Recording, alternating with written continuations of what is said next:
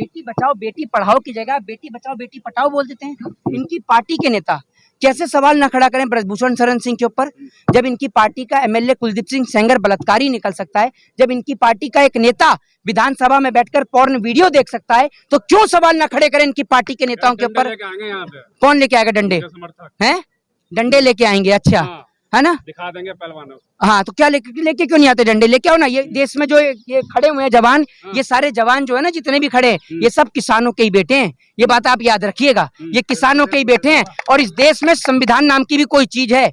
बाबा साहब भीमराव अंबेडकर ने इस देश को संविधान दिया, जिस संविधान की बदौलत आप क्या समझ रहे, नरेंद्र मोदी की बदौलत यहाँ बैठे हैं हम, या अमित शाह की बदौलत बैठे हैं? अगर इस देश में डिक्टेटरशिप होती ना, तानाशाही होती, तो आज यहाँ पर कोई बैठा नहीं होता। ये बाबा साहब भीमराव अंबेडकर के संविधान की, कानून की देन है कि आज देश के लोग यहाँ पर बैठे हुए हैं। और मैं उस संविधान निर्माताओं को सशक्त नमन करता हूँ और देश के लोगों से यही कहता हूँ कि अपनी बहन बेटियों को इतना पढ़ाएं, उन्हें जागरूक करें। उनको इस बात का पता होना चाहिए कि अगर आप एक बेटी को घूर कर भी देखते हैं तो उसके लिए भी इस देश के कानून में सजा का प्रावधान है। आप एक बेटी को घूर कर भी नहीं देख सकते हैं। लेकिन आज हमारे देश में बेटियों के साथ बलात्कार होता है, बेटियों के साथ में रेप होता है, लेकिन सरकार चुप और मौन रहती है, सरकार कुछ नहीं बोलती है जी। और बड़ा बड़ा दावा तो बहुत कर रहे हैं कि ये कानून व्यवस्था अच्छी हो गई, उत्तर प्रदेश में कानून का प्रतिशत घट गया, नरेंद्र मोदी ने कानून राज ला दिया है, गुंडा राज खत्म कर दिया। दावा तो बहुत बड़ा बड़ा कर रहे हैं वो लोग। हाँ, तो ये अमित शाह जी क्या थे? अमित शाह जी संत रहे हैं, संत साधु महात्मा है अमित शाह जी। वो तो 2002 से सबको पता ही है। हाँ, तो तड़ी पार रहे हैं आप, पता क्या है? आप नहीं बोल रही, मैं बोलता हूँ तड़ी पार। मैं बोल तो रही हूँ, मुख्यमंत्री जी क्या है? 2002 का सबको पता है। यूपी के मुख्यमंत्री क्या है? हाँ, क्लीन चिट कैसे नहीं मिलेगा भाई? कैसी बात कर रहे हैं आप? क्लीन चिट क्यों नहीं मिलेगा? क्यों नहीं मिलेगा क्लीन चिट? भाई आज देश के गृह मंत्री हैं, बेटा बीसीसीआई में बिठाल दिया, दूसरों के गरीब बच्चों को लठ उठवा के भेज दिया, तुम जाओ बेटा आरएसएस में, तुम जाओ। नरेंद्र मोदी सरकार ने पिछले 70 साल की सरकारों ने इतना रोजगार नहीं दिया जितना रोजगार मोदी सरकार ने इस देश के नौजवानों को दे दिया। ये बात मैं आज आपको दावे से बोलता हूँ। रोजगार इतना, हाँ, बहुत रोजगार मिला, नौजवान तो खुश हो। हाँ, बहुत खुश है, बताते हैं आपको, सुन लीजिए। अरे सुन तो लीजिए, रोजगार तो सुन लीजिए, बहुत तगड़ा काम दिया है। रोजगार इतना दे दिया, आधे नौजवानों को कह दिया तुम जाओ, तुम जाके आगरा के ताजमहल के कमरे खुलवाओ, तुम जाओ, तुम कुतुब मीनार पे चढ़ जाओ, तुम जाओ, तुम जाके मस्जिद के लाउड स्पीकर उतरवाओ। सब नौजवानों को काम दे दिया। अगर उसके बाद भी कोई खाली है तो उसको कह दिया बुलडोजर चल रहा है, तुम देखो बुलडोजर कैसे चल रहा है। और उसके बाद भी कोई खाली पड़ा हुआ है तो उसको कह दिया जो रुपया गिर रहा है, देखो रुपया कहाँ गिर रहा है, भारत देश का रुपया गिर रहा है। होड़ लग रही है, सेंट्रल गवर्नमेंट ज्यादा गिरेगी या देश का रुपया ज्यादा गिरेगा? दोनों बराबर का गिर रहा है, लेकिन ये आप ये समझ लीजिए बराबर गिर रहा है। और आप जो अभी आप इतना बोल रहे हैं कि अनएम्प्लॉयमेंट आ गया है, हाँ। उसके बाद भी तो हमारे देश का युवा है वो हनुमान चालीसा और रामचरितमानस का पाठ करने में जुटा हुआ है, उसे कोई मतलब नहीं है रोजगार से। उस पे कुछ कहिए ना। आपने हनुमान चालीसा पढ़ी है कभी? पढ़ी है आपने? ऑफ कोर्स है। कहाँ से शुरू होती है बताइए जरा, कहाँ से शुरू होती है? श्री श्री गुरु चरण सरोज। और खत्म कहाँ पे होती है? क्या है इसमें, कितनी चौपाई होती है बताइए? आप क्यों बोलते हैं इसको चालीसा? क्यों बोलते हैं? 40 चौपाई होती है इसलिए होती है। ठीक है, मैं आपको एक बात बता रहा हूँ। अब एक बात का आप मुझे जवाब दीजिए। नरेंद्र मोदी के जरा 5 काम गिनाइए जरा यहाँ खड़े होकर। आप मुझे ये बताइए कि अनएम्प्लॉयमेंट नहीं दे रहे तब भी सबको हनुमान चालीसा का पाठ अच्छा लग रहा है, अभी मजा आ रहा है। बात आप मुझे बताइए ना, ये बात तो इस देश के नौजवानों को समझनी चाहिए। देश के अंदर तो गुजरात का मैं बता रहा हूँ, वही मैं समझा रहा हूँ, मैं वही समझा रहा हूँ। देश के अंदर गुजरात के चुनाव के दौरान बीजेपी का एक नेता कहता है कि गुजरात के सिलेबस में, एक मिनट महाराज सुन लीजिए, मुझे पता है मोदी जी की बुराई आपसे सहन नहीं हो रही है, अभी मेडिकल स्टोर से बर्नॉल दिला दूंगा, लगा लीजिएगा। मुझे अच्छी लग रही ठीक है, सुन लीजिए। एक व्यक्ति बीजेपी का नेता कहता है कि गुजरात के अंदर जो सिलेबस है उसके अंदर भगवत गीता को ऐड किया जाना चाहिए। मैंने कहा बहुत अच्छी बात है भाई साहब, भगवत गीता ऐड हो रही है, कोई बात नहीं, विरोध कर दोगे तो आपको हिंदू विरोधी करार दिया जाएगा। संविधान ऐड करने की बात नहीं करेंगे, भगवत गीता ऐड करने की बात करें, चलो ठीक है। हमने उस पर एक सवाल कर लिया कि जब देश के अंदर भगवत गीता सिलेबस में ऐड हो ही रही है तो मुख्यमंत्री शिवराज सिंह चौहान का बेटा वहां क्यों पढ़ने जा रहा है विदेश में? यहाँ पढ़े ना भगवत गीता, ये मुझे बताइए ना। अमित शाह जी का बेटा भगवत गीता पढ़े, क्यों नहीं पढ़ते? बीसीसीआई में क्यों बैठा हुआ है भाई? इनका बेटा एलएलबी की पढ़ाई क्यों कर रहा है? नेता मंत्रियों के बच्चे विदेश में क्यों पढ़ रहे हैं? जब भारत देश के अंदर आप भगवत गीता भी ऐड करा रहे हो, रामायण भी ऐड करा रहे हो, मैं तो तब मानता अमित शाह जी हिंदूवादी हैं जब अमित शाह जी अपने बेटे को बीसीसीआई की जगह पर राम मंदिर के ट्रस्ट में ऐड कराते और उनको बढ़िया ये लुंगी पहनाकर और ऊपर वो कुर्ता पहनाकर भगवा और ये लंबा वाला तिलक लगाकर और उसके बाद में चोटी बिनवाकर और उनको बिठाते पुजारी बनाकर, तब मजा आता। तब हम समझते भाई साहब न्याय हो रहा है इस देश में। क्यों नहीं देश का बनाते? संचालन कौन करेगा फिर? देश का संचालन कौन करेगा फिर? हैं? देश का संचालन कौन करेगा फिर? अच्छा, तो देश का संचालन करने के लिए मतलब तड़ीपार होना जरूरी है? हैं? या ये चाय बेचना जरूरी है भाई? जी हाँ, ये बात तो बिल्कुल बिल्कुल आपने जायज की, बिल्कुल नहीं बिल्कुल ये बात आपने जायज की, लेकिन आप ये देखिए ना, हम हर आंदोलन में होते हैं, आप भी तो हर जगह पहुंच जाते हैं मोदी जी की चाटुकारिता करने के लिए। आप भी तो कम थोड़ी हैं, आप भी तो कम थोड़ी है, तभी तो आपको पता है। मैं आपसे पूछना चाहता हूँ, इतने सारे पत्रकार है, कोई भी मोदी जी का 5 काम नहीं गिना पाएगा, आप गिनाएंगे? ये हंस रहे हैं, कोई जोक मारा है यहाँ पर? रोड बना दिया है? कहाँ बनना है रोड? समित पता नहीं कह रहे हैं, रोड क्या? रोज स्कूल बनना है, रोड बन गया, स्कूल हो गया, और एम्स आपके हो गए, एक मंदिर बन गया। सबसे बड़ा काम तो मंदिर बन गया, 370 हट गई। एक मिनट देखिए, ये देखिए, अब देखिए, एक मिनट आइए सर, आप आइए, एक मिनट चाचा, एक मिनट आइए, आप आइए सर, आगे आइए, आप आइए, आपका स्वागत। हाँ, पहले एक एक करके काम गिनाइए, पहला काम गिनाइए। पहला 370। 370। आप जम्मू कश्मीर में रहते हैं? मैं भारत में रहता हूँ, मैं भारत में रहता हूँ। कहाँ रहते हैं? भारत में। तो भारत में जम्मू कश्मीर नहीं है? जम्मू कश्मीर से, सुन लीजिए, जम्मू कश्मीर से धारा 370 हटने का यूपी, बिहार, पंजाब, हरियाणा, राजस्थान, इनके लोगों को क्या फायदा हुआ? जम्मू कश्मीर से धारा 370 हटने के बाद नौजवानों को रोजगार मिल गया, बेरोजगारी समाप्त हो गई। रोजगार एक मुद्दा नहीं है, मुद्दा ये था कि जिस प्रकार की वहाँ रोजगार पर मुद्दा ही नहीं है। दूसरा काम आतंकवादी गिनाइए, संगठन पहले काम संगठन काम कर रहा था, उसे थोड़ा सा राहत मिली है लोगों को। गिनाइए। दूसरा काम गिनाइए, दूसरा काम गिनाइए। दूसरा काम राम मंदिर, जिसके लिए भारत आजादी के बाद से संघर्ष कर रहा है। बहुत बढ़िया भाई, ये गोदी मीडिया के एक पत्रकार महोदय बोल रहे हैं राम मंदिर, मतलब हर हिंदू का सपना था। सपना भी कराऊंगा पूरा, आपका रुक जाइए। ये कह रहे हैं राम मंदिर यानी ये कह रहे हैं मोदी जी ने बनवाया है। तो एक बात नहीं, करें, मैं नहीं कर, मोदी जी ने उन्होंने सुप्रीम कोर्ट के जज को खरीदा और राम मंदिर बनवाया, मैं नहीं, ये भाई कह रहे हैं, क्योंकि ये कह रहे हैं मोदी मैं जी। तो ये नहीं कह रहा हूँ, मैंने कहा मोदी जी के 5 काम गिनाओ, आपने कहा राम मंदिर बनाया है। मैं तो ये कह रहा हूँ, उन्होंने राम मंदिर पे जो मुद्दा था बीजेपी का, हाँ। उसने खत्म किया। हाँ, एक बात आप मुझे बताइए, जो 3 तलाक का जो मुद्दा था, उस 3 तलाक के मुद्दे को तो जो पार्लियामेंट से क्लियर कराया गया, देश की जनता के 133 करोड़ जनता के आराध्य मर्यादा पुरुषोत्तम भगवान श्री राम को कोर्ट के चक्कर क्यों लगवाए बीजेपी ने? मोदी जी ने बनवाया है, हैं? मोदी जी कल को नहीं, राम को लेके आएंगे भाजपा वाले, तो लड़ाई नहीं, कल को कहेंगे अपने बाप को भी हम ही लेके आए तो मान लेंगे। ये सांप्रदायिक लड़ाई थी, बहुत पहले से चली आ रही थी, जिसको बीजेपी एजेंडा बनाया। ये एक मिनट, तो ये बीजेपी ने बनवाया राम मंदिर, ये तो बता दीजिए मुझे। बीजेपी मैंने पूछा है मोदी जी के 5 काम। आजादी के बाद से हाँ, जिस प्रकार से राम मंदिर का मुद्दा चला, हाँ। सरकार 70 साल रही, अच्छा, लेकिन वो आजादी मुद्दा पे आए हैं, खत्म- आजादी पे आए हैं, जरा 10 स्वतंत्रता सेनानियों के मुद्दा नाम गिनाइए आजादी के। वो अब मोदी जी के मुद्दा 5 खत्म- काम आप नहीं मैं- गिना पाएंगे, मैंने 10 स्वतंत्रता बोला- सेनानियों के नाम गिनाइए।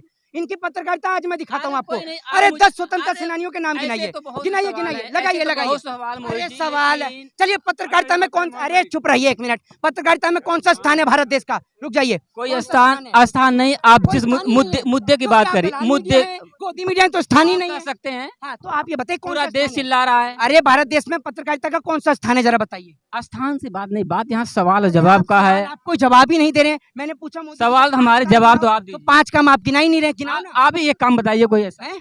मैं गिनाता हूँ मोदी जी ने कितने झूठ बोले, कितने झूठ गिनना चाहेंगे, कितने झूठ गिनाऊं? झूठ गिनाओ। अरे मैं गिनाता हूँ मोदी जी के झूठ। सुनिए आप लोग। देखिए, ये मोदी जी का काम तो गिना नहीं पाए। अरे भाई साहब, मोदी जी का काम तो गिना नहीं पाए, मैं झूठ गिना देता हूँ। 2 करोड़ रोजगार, 100 स्मार्ट सिटी, हवाई चप्पल वाले को हवाई यात्रा, 15 लाख रुपए, ठीक है? तो चुनावी एजेंडा था, लोगों को समझना चाहिए था, था। समझना चाहिए लोगों को। अच्छा, तो चुनावी एजेंडा था, तो मोदी जी ने काम क्या सरकारें किया? बहुत सी जो है जो चुनावी एजेंडा कर, ये चुनावी एजेंडा था, तो मोदी जी को इसलिए बनाया था प्रधानमंत्री कि विदेशी यात्रा पे ही घूमते रहे, इसलिए बनाया था प्रधानमंत्री। विदेशों में वर्चस्व है मोदी का। हैं? कितने विदेश घूम के आए हैं आप? मैं हाँ। मैं तो अपने भारत घूम रहा हूँ। तो फिर आपको कैसे पता मोदी जी का विदेश में वर्चस्व है? आपने देखा नहीं, पूरी मीडिया लगी हुई है कि विदेशों में वर्चस्व है, यूक्रेन युद्ध को ले लीजिए, मोदी जी ये लोग जो गुमराह हो रहे हैं, तो वोट क्यों कर रही जनता? फिर वोट क्यों कर रही जनता? किसे? आप जनता को क्यों नहीं समझा पा रहे हैं? जनता को हम नहीं समझा पा रहे हैं, या जनता को आपने दिमाग उलझा रखा है? एक गाय के बच्चे को भी इतना पता है। अरे सुनिए तो, ये सुनिए, सुन लीजिए, ये कौन है? सुन तो लीजिए, ये गाय के बच्चे को भी इतना पता है कि माँ का दूध पीऊंगा तो ताकत आएगी, इसलिए वो अपनी माँ का दूध पीता है। लेकिन इन्हें अंधभक्तों को इतना नहीं पता, ये गाय का गौमूत्र और गोबर खा रहे हैं। मोदी जी देखिए, कहा जाता अंधभक्त, अंधभक्त कहेंगे या समर्थक कहेंगे? किसे? अंधभक्त हैं, अंधभक्ति में लीन है। समर्थक हर व्यक्ति के होते हैं, हर किसी के समर्थक होते हैं। समर्थक वो होते हैं कि अगर उनका व्यक्ति कुछ गलत काम करता है तो गलत को गलत और सही को सही कहे। वो होते हैं समर्थक, और अंधभक्त वो होते हैं कि भैया चाहे कुछ भी होता रहे उनको कुछ नजर ही नहीं आता। और आपने भी कुछ ऐसा ही अंधभक्ति का चश्मा चढ़ा रखा है। वरना मोदी जी के 5 काम मैं भी जानना चाहता हूँ सर, गिनाइए 5 काम। बोलिए। मैंने आपसे बताया 370 हाँ। राम मंदिर। राम मंदिर फिर बना रहे हैं, मोदी जी ने बनाया राम अरे मंदिर। बनाया नहीं, लेकिन पूछ रहा हूँ, मैंने मोदी- आपसे अरे यही भैया, यही अरे कहा मेरी बात ही नहीं जिस सुनते आप। प्रकार से उलझा हुआ भारत था उस मुद्दे को लेकर, मुद्दा खत्म हुआ कि नहीं हुआ? 1 मिनट रुक जाओ, 1 मिनट। हाँ चलो 2 खत्म हुए, हुआ कि नहीं? तीसरा गिनाओ, तीसरा गिनाओ, चलो 2 हो गए। तीसरा क्या बताया आपको? सड़कें पूरे भारत में चमचमा रही हैं, देख रहे हैं आप। अच्छा, सड़कें चमचमा रही हैं। एयरपोर्ट आप देख रहे हैं पूरे भारत में किस तरह से अच्छा राजनीति का एक अलग ध्रुवीकरण कर दिया गया है। अच्छा, ये काम जितने कहाँ है? अपराधी हैं सब मुक्त हो रहे हैं धीरे धीरे अपराधी देश से। मुक्त हो रहे हैं, तो अमित शाह जी देश में नहीं रहते अभी। अमित शाह, आप कैसे गृह मंत्री हैं? वो आप गृह क्या मंत्री गृह हैं, मंत्री? गृह मंत्री हैं वो। तो तड़ीपार कौन था फिर? क्लीन चिट मिली हैं? क्लीन चिट मिली या नहीं? तो मिलेगी नहीं क्या? ऐसे बहुत से नेता है जिनके ऊपर भैया, आरोप लगता है, मैं आरोप पूछ को रहा हूँ, शादी हो गई कोर्ट- आपकी? शादी हो गई? शादी न होना एक अलग बात है, लेकिन अच्छा, यहाँ मुद्दे की बात करते हैं हम। मैं कह रहा हूँ आप- अमित शाह को क्लीन चिट मिली, मैं कोर्ट से पूछ रहा हूँ, मिली या मेरी बात नहीं तो सुन मिली? लीजिए। आप, मैं कह रहा मिली या हूँ नहीं आप मिली? बीसीसीआई में कुछ मेंबर हैं क्या? ये हैं या नहीं है, ये बताइए ना। कृपा पात्र बात अलग है। नहीं बन सकते, कृपा क्योंकि पात्र आपके पिताजी देश के गृह वो मंत्री ठीक, नहीं हमारे हैं। पिताजी आपके किसान, हम हमारे किसान के नहीं बेटे हैं। हैं, किसान तो है ना। अरे भैया, यहाँ जिसको देखो वो किसान का बेटा है। मोदी जी भी किसान के बेटे हैं, आप भी किसान तो के। चाय वाले के बेटे का। कौन? तो चाय वाले के वो बेटे कहते हैं मैंने चाय बेची है। चाय की केतली दिखा दीजिए। चाय का बहुत केतली पुरानी है? होगी केतली मोदी जी। हैं? बहुत पुरानी पुरानी केतली होगी। केतली देख लेंगे, क्या हुआ है कोई केतली? भाई साहब, मोदी जी का बस नहीं चल रहा। अभी तक किसी पत्रकार ने इनसे ये नहीं पूछा कि मोदी जी इसरो के बारे में क्या कहेंगे। वरना मोदी जी यही कहते कि मित्रों, भाइयों, बहनों, इसरो से मेरा बचपन का नाता है। अब मीडिया वाले पूछेंगे कैसे, तो मोदी जी बताएंगे ऐसे कि जब मैं स्कूल में पढ़ता था तो मेरे से क्लास टीचर कहती थी कि लड़कियां उस रो में बैठेंगी और आप इस रो में बैठेंगे, तो मैं इस रो में हूँ। ये आप समझ लीजिए। अच्छा मोदी जी, गुमराह जनता क्यों हो रही मोदी की बातों से? फिर क्यों गुमराह क्यों होती जनता, आप बताइए। बेटी का जो धरना हो, हाँ, लेकिन बीजेपी वाले तो ये कह रहे हैं ना जो भाई ये जो धरना है हम्म। पहलवानों का नहीं है, हाँ। ये धरना है, हाँ। ये कांग्रेस वालों का है। अच्छा, अगर कांग्रेस के पास इतना वोट है तो कांग्रेस फिर भी विपक्ष में बैठी है, ये बताइए ना आप मुझे। इसका मतलब ईवीएम में गड़बड़ है फिर तो। सर ये तो आप बताएंगे ना। नहीं, मैं आपसे पूछ रहा हूँ, ये बताइए, ये आप भाई कांग्रेस से हैं? आप कांग्रेस से हैं? नहीं, एक मिनट बताइए, आप कांग्रेस से हैं क्या? कोई है यहाँ पर भाई? ये बताइए ना, आप किसके लिए आए यहाँ पर? बहन बेटियों को समर्थन देने के लिए आए ना? ए चाचा, 1 मिनट आप आ गया हो तो जरा। चाचा, कितनी उम्र है आपकी? 68 उम्र है इनकी। 68 साल की उम्र में इनका जमीन खरीदने की औकात ना किसी सरकार की नहीं है। ये बात आप समझ लीजिए। ये यहाँ आकर हम जैसे बच्चों को सिखा रहे हैं कि जब बात आपके देश की हो, आपकी मिट्टी की हो, जब बात आपकी देश की बेटियों की हो, तो किस प्रकार से अपने हक और अधिकार की लड़ाई लड़ी जाती है, वो हम इन जैसे लोगों से सीखते हैं। और हमारे को बड़ा गर्व और हमारी छाती चौड़ी होती है कि जिस आजादी के लिए हमारे देश के पूर्वजों ने अपनी जान कुर्बान करी, देश के स्वतंत्रता सेनानी के तौर पर काम किया, आज हम उस आजाद मुल्क में हम रहते हैं और हमें गर्व है इन जैसे लोगों पर। और मैं सैल्यूट करता हूं इन जैसे लोगों पर जो यहाँ पर आते हैं। और ये आप इन्हें कांग्रेस का कहेंगे? चाचा, आप कांग्रेस से क्या करते हैं आप चाचा? हम तो नौकरी कर रहे थे। नौकरी करते हैं, बताइए। दिन में राजस्थान के उप मुख्यमंत्री आए। भाई साहब, बिल्कुल आएंगे, क्यों नहीं आएंगे। एक बात आप मुझे बताइए, राजस्थान के उप मुख्यमंत्री का क्या परिवार नहीं है?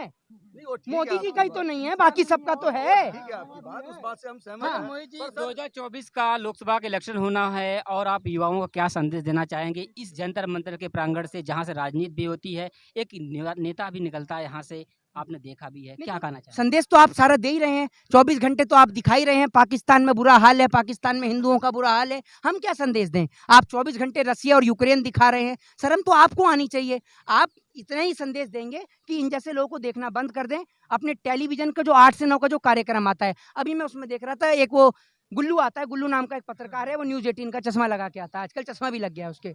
वो उसने बुला रखा था शो में धीरेन्द्र शास्त्री को। भाई साहब, वो यहाँ आकर के पहलवानों को नहीं बुला सकता? मैं ये कहता हूं कि अगर हर एक देश की गोदी मीडिया जिनको कहा जाता है, वो 1-1 घंटा का टाइम अगर देश के पहलवानों को दे, तो पूरे देश के अंदर आवाज गूंजेगी इनकी। आज पूरे रोड पर बैरिकेड इधर से उधर लगा के बंद कर दिए हैं। इस पीछे वाले रोड से बसें निकल कर जाती थी, ताकि लोगों को पता ना चले कि यहाँ पर क्या हो रहा है, क्या नहीं हो रहा है। इस कारण से बैरिकेड लगा के यहाँ बंद कर दिया गया है। आप माने ना माने, इस देश के अंदर नरेंद्र मोदी जी पूरी तरीके से डिक्टेटरशिप यानी तानाशाही स्थापित करना चाहते हैं। ये लेकिन बात आपको समझनी मोदी जी, होगी। मगर लोग ये कहते हैं जो मुझे नरेंद्र मोदी से कोई दिक्कत नहीं है, उनकी चुप्पी से दिक्कत है। जी भाई साहब, मैं आपको एक बात बता दूं, नरेंद्र मोदी जी वैसे भी कौन सा कुछ कह रहे हैं, चुप रहे, कोई दिक्कत नहीं है, लेकिन कम से कम ब्रजभूषण को गिरफ्तार तो करवा दें। क्यों नहीं गिरफ्तार कराते हैं? नहीं वो तो ब्रिजभूषण जी ने भी कहा, अगर मोदी जी कह देंगे, अमित शाह जी कह देंगे तो मैं इस्तीफा दे दूंगा। अरे मोदी जी अमित शाह तो कहेंगे ही नहीं, क्योंकि आपने पार्टी फंड में इतना मोटा चंदा देते हैं, मोदी और अमित शाह कहाँ से कह देंगे? कैसी बात कर रहे हैं आप? कह देंगे आप? भाई साहब मैं आपसे इसीलिए कहता हूँ, ये जो मोदी जी की दलाली करके आपके भी आधे साफ हुए हैं, इतनी मत करिए, पूरे हो जाएंगे, इसीलिए कह रहा हूँ आप। किसी को तो छोड़िए, किसी को तो छोड़ दीजिए ऐसा। क्यों छोड़ दें? आप युवाओं को बोलिए जो जो क्यों 2024 छोड़ दें सर? लोकसभा का चुनाव उसके आप विषय मोदी जी की इतनी जो तारीफें करते हैं, जरा यहाँ भी गिनाइए तारीफ। मैं तारीफें नहीं कर पात्रा के सामने सारी तारीफ गिनाएंगे, हमारे सामने तारीफ नहीं कर रहा। मेरा कहने का मतलब जो युवा है वो भी यूथ भी बहक जा रहा है, क्या क्या कारण है? यूथ क्यों नहीं भड़केगा? बातों में क्या 24 मैजिक घंटे है? नहीं, 24 घंटे आप जब यूथ क्यों नहीं भड़केगा?